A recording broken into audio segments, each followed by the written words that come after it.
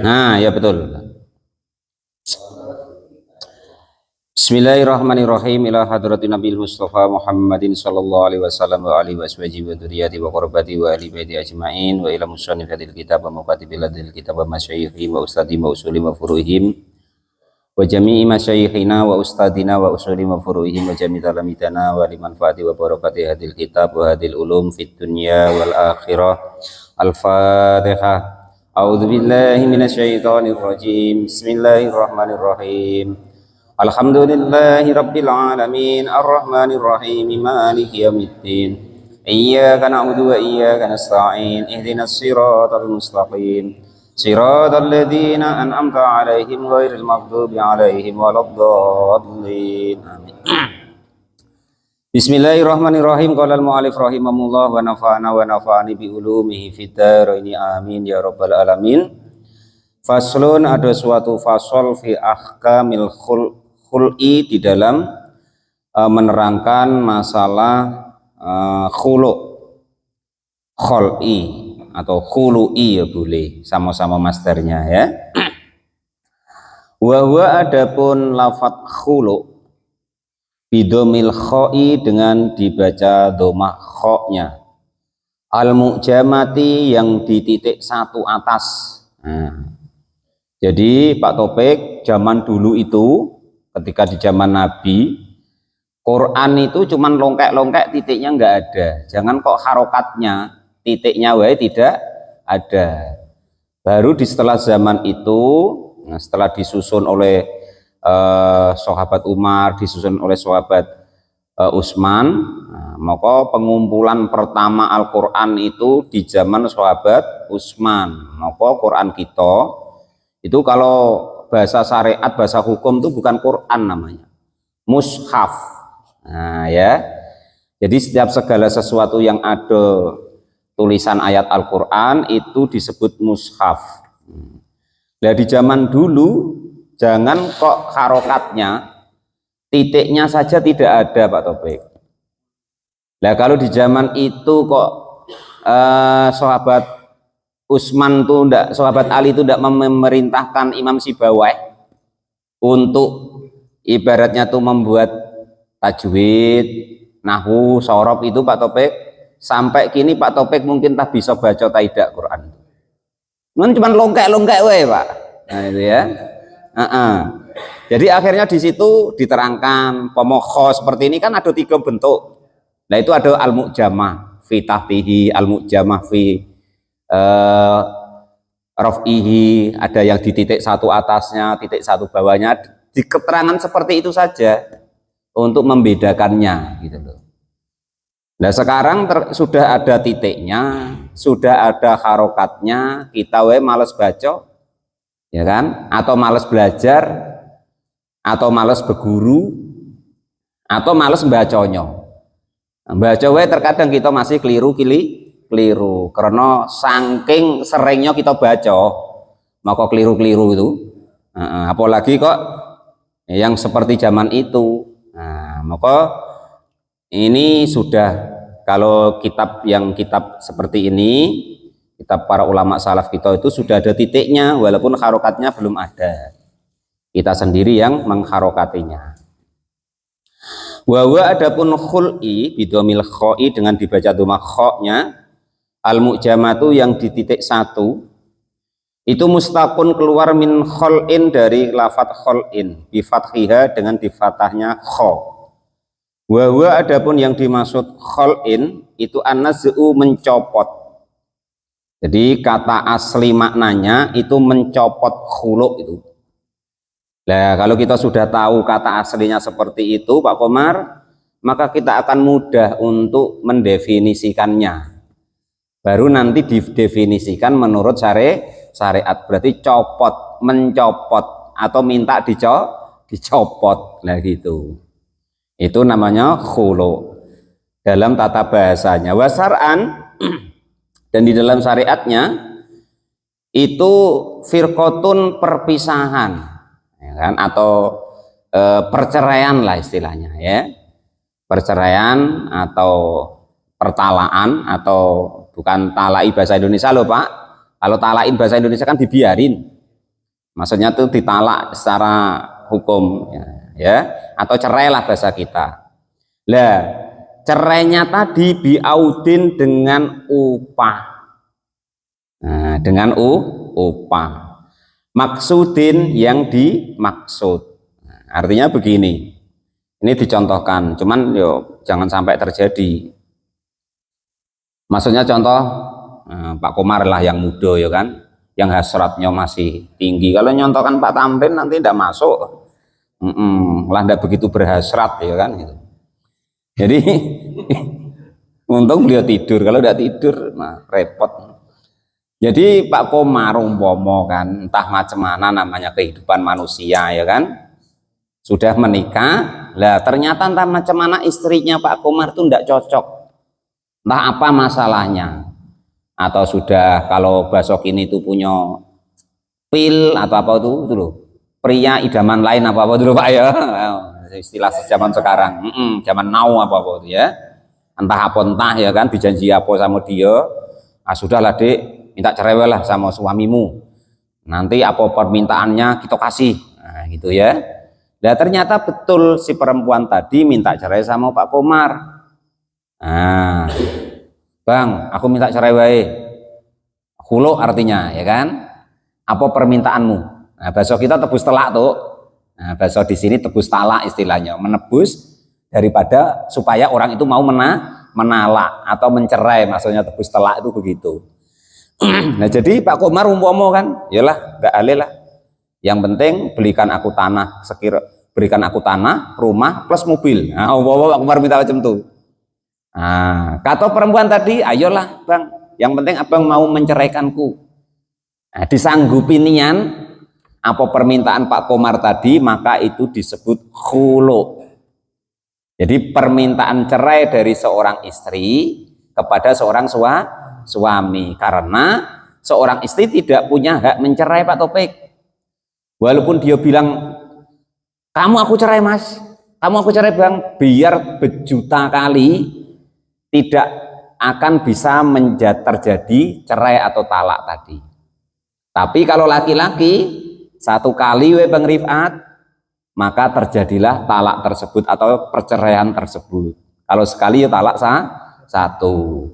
Lah akhirnya kan dengan diiming-iming begitu, mau diganti tadi, mau diopai Pak Komar tadi, kalau kok mau menceraikan istrinya tadi, dan disanggupinya, maka Pak Komar ya akhirnya menyanggupinya. Nah, karena yang punya hak mencerai seorang laki-laki atau seorang suami. Nah itu ya, nah, itu seperti itu. Deal ya Mas Huluk ya tuh ya.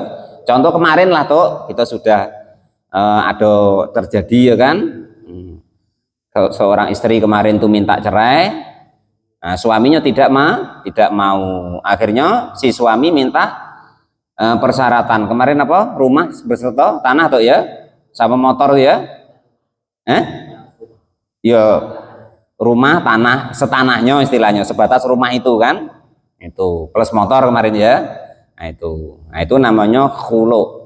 Jadi permintaan pencabutan status perkawinan oleh seorang istri kepada suami supaya suaminya mau menceraikannya dengan imbalan tertentu. Nah, itu namanya khulu. Kira-kira kalau Pak Pangat mau enggak seperti itu? Enggak mau ya? Minta mobil dikasih, tanah dikasih, enggak mau juga? Wah. Aturan aku tawarkan Bang Edi tadi. Kalau Bang Edi tentu mau baik. Untuk nyari lagi cukup. Kalau alif rahimahullah. Wa nafa'ani bi ulum fitr. Wa nafa'ani bi ulum fitr ini amin ya rabbal alamin. Jadi itu seperti itu ya. Jadi sudah deal ini sudah maksud yang dimaksud khulu ya. Fa kharaja maka berbeda apa al khulu khulu ala damin atas darah wa nahu dan sepadannya darah. Terkecuali pencabutan istilahnya tuh kisos, mau orang nebas tangan seseorang, nah itu minta ibaratnya tebusan, nah itu lain, bukan termasuk masalah hal ini, itu maksudnya begitu. Lah terus hukum khulu tadi apa sih statusnya? Apa wajib, apa sunnah, apa haram? Nah, wal khul'u, dan adapun khulu' itu jaisun, hukumnya sekedar boleh, enggak kok wajib atau harus atau haram, bukan ya, sekedar boleh, yaitu tadi andaikan terjadi seperti itu diperbolehkan, sekedar boleh ya. Qala al-mu'allif rahimahullah, ala iwadin, atas suatu upah, maklumin yang sudah diketahui, makdurin yang dikira-kirakan, ala taslimihi, atas menyerahkan daripada iwat atau pengganti tersebut. Fa in kana, maka jika ada alal iwadi, atas ganti tadi atau upah tadi itu majhulun, tidak diketahui, kaan contohnya kholi'aha, menkhuluk kepada perempuan, siapa seseorang laki-laki kepada seorang perempuan, ala saubin, atas suatu pakaian, ghairu muayyanin, yang tidak khusus, banat, maka terjadi atau terbangun apa tadi, khol'ah bimahril misli, dengan mahar yang sepadan. Jadi andekan kok yang untuk khulu itu apa, kamu kasih apa, entah, tidak tahu, pokoknya apa permintaanmu nanti aku kasih. Lah ternyata belum diketahui, maka itu pun sudah juga diperbolehkan. Wal khul'u, dan adapun khulu' as-shahihu, yang benar, itu tamliku, memiliki, bihi, dengan khulu', siapa almar'atu, seorang perempuan, nafsaha, kepada dirinya sendiri. Artinya bagaimana? Andaikan khulu' itu benar-benar dikerjakan, maka perempuan itu sudah memiliki dirinya sendiri. Maksudnya memiliki dirinya sendiri itu sudah tidak berstatus bersuami lagi, artinya dicerai oleh suaminya. Dan andaikan kok seorang perempuan minta khulu', dan dikabulkan oleh suaminya, ini yang membedakan khulu' dengan cerai, dengan talak ya, itu wala roji'ata, tidak ada rujuk lahu, bagi si perempuan tadi atau laki-laki tadi yang memenuhi khulu' daripada istrinya, ayat zauju, artinya suaminya, alaiha, kepada perempuan tersebut. Artinya kalau sudah kasus khulu' seperti yang kemarin itu berarti dia sudah tidak ada rujuk lagi yang pertama dan kedua, tetapi dia langsung talak bain namanya. Maka andaikan dia mau rujuk, harus bangun nikah lagi, ngulang nikah, dinikah orang lain dulu. Nah, terus dicerai sama orang tuh, nunggu iddahnya lagi, baru boleh rujuk lagi. Itu rujuknya talak bain, begitu ya. Kalau yang nikahin tadi tidak mau nyerai, Pak, ya resiko. Wah, ternyata dek enak dengan kamu, yang perempuannya juga begitu kan. Wah, bener dek, enak, kita ndak usah ndak usah cerai. Daripada kau balik dengan suamimu yang lama, nah, itu resiko. Taruhlah situ. Jadi andekan kok tidak khulu', itu kalau bisa nggak usah dicerai-ceraiin, namanya istri itu ya, dinikmati apapun keadaannya ya. Lebih baik, qala al-mu'allif rahimahullah, wa nafa'ana wa nafa'ani bi ulumi fitarin, amin ya rabbal alamin. Cuman saya memang belum ada keinginan, dan mudah-mudahan nggak usah. Nanti repot Pak Dar, kalau saya mau nikah lagi itu, wah murid-muridnya lari, bininya tuh pada marah, ada usah ngaji lagi bang, ustadzmu tengok tuh bini lagi, kakek kau tiru pula, nah kan itu. Maka saya jagoi Pak Dar, entah macam mana nggak usah. Qala al-mu'allif rahimahullah, wa nafa'ani bi ulumi fitarin, amin ya rabbal alamin. Nah, itu begitu ya. Yang penting namanya poligami itu dibolehkan dalam Islam Pak Darge, bukan masalah yang tidak baik, itu masalah baik, dibolehkan dalam syariat. Jangan sampai umpama kok kita nengok Pak Dori besok mau nikah lagi terus kita benci dia, tidak boleh, itu malah yang bagus. Coba sekarang begini, Datuk saya tanyoi, Pak Hudori ini kan orang soleh, ya kan? Ternyata ada seorang janda atau perawan lah umpomo kan, lah ada diiri-iri preman, maksudnya nak didekati dengan preman atau orang jahat. Pak Hudori tahu, wah ini kalau udah aku selamatkan bahaya, umpomo tuh. Nah ini contoh umpomo, ya. Lah terus kan ternyata dinikah nian. Lah coba kalau dinikah sama preman tadi, tentu ibaratnya diarahkan ke arah-arah preman tadi. Andai kan nanti beranak, ya anaknya itu anak preman. Terima mano datuk dengan Pak Dar tadi kalau dinikah orang soleh, kan tetap lebih baik dinikah orang yang soleh, yang akhirnya istrinya dibimbing ke arah yang soleh, anak-anaknya menjadi bala tentara yang soleh, daripada diambil preman tadi. Nah itu pandangan luasnya begitu Bang Rifat ya. Jadi kita jangan pernah ibaratnya mencaci atau memburuk-burukin orang yang poligami, karena dalam syariatnya dibolehkan. Perkara dia adil tidak adil itu bukan urusan kita, urusan dia dengan Allah Subhanahu wa taala dan dengan istrinya. Namun pandangan syariat itu begitu. Nah, makanya kalau datuk kok nikah lagi itu seneng daripada diambil preman tadi itu, enak datuk yang ngambil, nah, nanti dibimbing yang elok. Nah, mungkin kalau datuk tidak telat lagi Pak Komar lah yang masih muda ya kan, kalau berani ya kan. Qalal mu'alif rahimu. Nah, lah nanti apa namanya? Hujah dengan istrinya tuh begitu. Aku dek daripada dia tuh nanti masuk neraka dibini preman ya kan gitu Pak Komar. Merayunya kan begitu. Kan enak dia biar selamat. Nanti kita bimbing ke surga. Lah kan gitu. Sama-sama ke surga. Apa katanya? Nah, itu bahaya. Kalau kiranya begitu nggak usah Pak Komar. Qalal mu'alif rahimahullah. Jadi itu gambarannya secara akal kita ya. Qalal mu'alif rahimahullah. Sampai mana ini tadi? Sawaung kana, sama juga ada apa al-iwadu ganti tadi. Ada itu sohihan sah, aula atau tidak sah. Maksudnya ada ataupun tidak, benar adanya ataupun tidak. Wa qauluhu dan dawuhnya Kiai Musanif ila binikahin, kecuali dengan nikah jadidin yang baru, itu sakitun gugur fi aksarin nushi, di dalam sebagian keterangan matanya kitab. Artinya keterangan tentang bahwasanya orang yang minta khulu itu hukumnya itu menjadi talak bain, itu dalam redaksi kitab lain tidak diterangkan. Wa yajuzu, dan diperbolehkan apa khulu, menkhulu atau mencabut daripada pernikahan fidhori fituhri, di dalam keadaan suci, wa fil haidi, dan juga dalam keadaan haid. Wala yakunu, dan tidak ada apa khulu, tidak ada itu haraman, hukumnya haram. Jadi kalau kok perempuan yang meminta, kan kalau kemarin kalau kok kita mencerai Bang Udori, kok perempuan dalam keadaan haid terus kita gauli ketika dalam keadaan haid, kan termasuk maksiatnya mulut atau termasuk cerai tapi yang bid'ah, kan begitu. Ingat tidak Pak Mulis kemarin ya? Termasuk maksiatnya mulut kita. Kalau memang nak dicerai ya jangan digauli.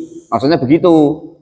Ketika suci, pokoknya nak dicerai ya jangan dikelonin, nih kelon mau, ya kan? Nah, dicerai pula kan kasihan Pak Komar. Nah, kan itu. Kalau nanti ada anaknya. Tapi kalau dalam hukum khulu itu hukumnya tidak haram, maksudnya begitu. Cerainya sah, tapi dalam keadaan haram tadi, Bang Turi. Itu loh ya. Tapi kalau khulu tidak, tetap sah, berjalan dengan lancar. Karena permintaan seorang perempuan. Lah andai kan dia hamil umpama Bang Rifat, kan risiko dia. Wong dia yang minta. Maksudnya begitu dalam hukum ini ya. Wala yalhaqu, dan juga tidak bertemu apa al-muhtaliati, orang yang tertalak, atau lako orang yang khulu, perempuan yang khulu, atau lako kepada talaknya.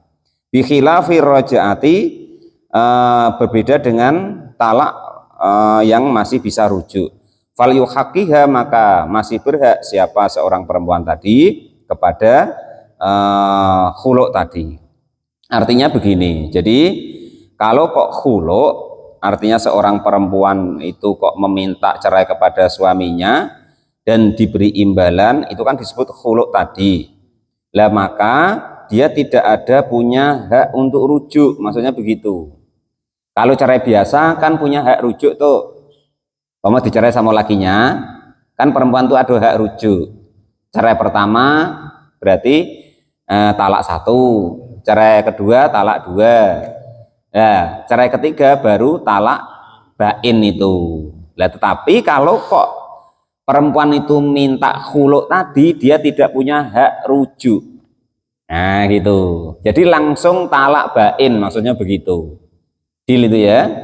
Jadi pada malam hari ini, andaikan kok seorang perempuan tuh entah ada hal apa kok meminta cerai sama lakinya, dan dia memberikan upah atas suaminya mau menceraikannya tadi, hal itu disebut namanya khulu.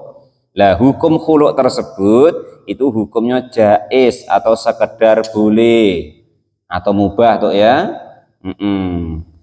Nah terus andaikan seorang perempuan kok sudah dikhulu sama suaminya betul, maka dia sudah memiliki dirinya sendiri. Artinya setelah selesai iddahnya dia bebas, nah, gitu ya, menentukan dirinya sendiri. Lah kalau kok talak itu dia mempunyai hak untuk rujuk, kalau khulu tidak punya hak untuk rujuk, langsung talak bain. Andaikan mau rujuk ya nikah ulang, dinikah orang lain dulu baru boleh nikah lagi dengan suami yang lama tadi. Mau nyesel kan Pak Komar? Pak Komar sudah dikasih mobil, tanah, rumah, duit umpama, nah, dia minta cerai, Pak Komar ceraikan. Lah ternyata dia dengan yang suaminya yang ngasih janji tadi bohong janjinya, sengsara dia di sana. Akhirnya apa? Minta cerai lagi dari sana, nak balik dengan Pak Komar. Nah, maka itu ya, itu tadi baru nikah ulang, nikah dari awal lagi. Nah itu maksudnya tuh begitu, tidak punya hak untuk rujuk tuh maksudnya seperti itu. Jadi sudah paham ya tentang khulu ya. Itulah bab khulu pada malam hari ini. Insya Allah malam Rabu besok bab talak atau mencerai. Wallahu a'lam bishawab. Alhamdulillahirabbil alamin.